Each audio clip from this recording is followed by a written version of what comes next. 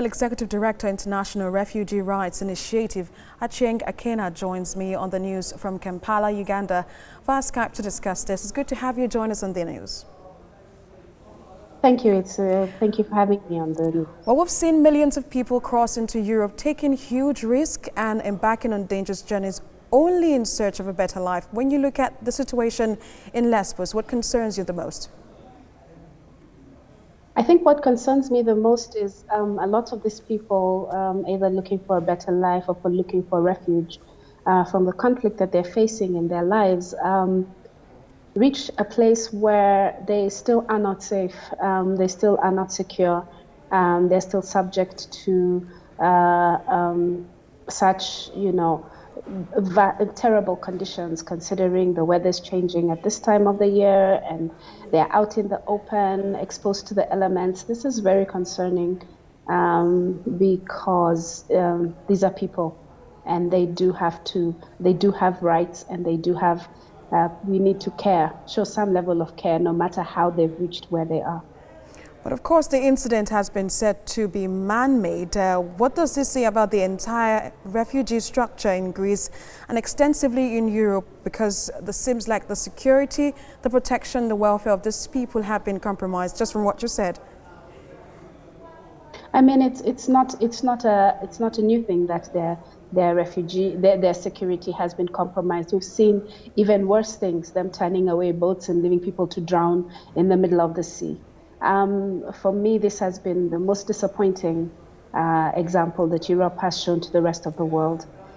In comparison with how many refugees Africa hosts, Europe is making a very big deal out of a rather small number of people, saying that its systems are overwhelmed and whatever it is. I mean, at the end of the day, what excuse can you give for letting a human being drown or remain out in the cold and exposed to elements? This is really inhuman and not something that we have seen before in Europe, and very disappointing. But now that a place they call home has been destroyed by fires, intensifying an already humanitarian disaster, can Europe afford a second failure on the migration issue? I'm sorry, I didn't hear the last bit of the question. I was saying that, can Europe afford a second failure on the migration issue? Because now that the place they call home has been raised by fire,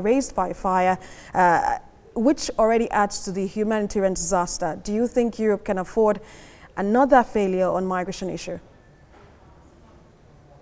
I think Europe has been failing successively on the migration issue. Not just about letting people drown, but leaving people in unkempt and inhuman conditions. We've seen people trying to scale, walls. We've seen the most inhumane things coming out of Europe right now. I wouldn't say it's the second. I'd say they've had successive failures in protecting people. And while I understand that there's a country imperative, but there's also a human imperative. Can they afford it? Well, they are doing it. I don't think that they're bothered anymore about an international reputation as far as migration is concerned.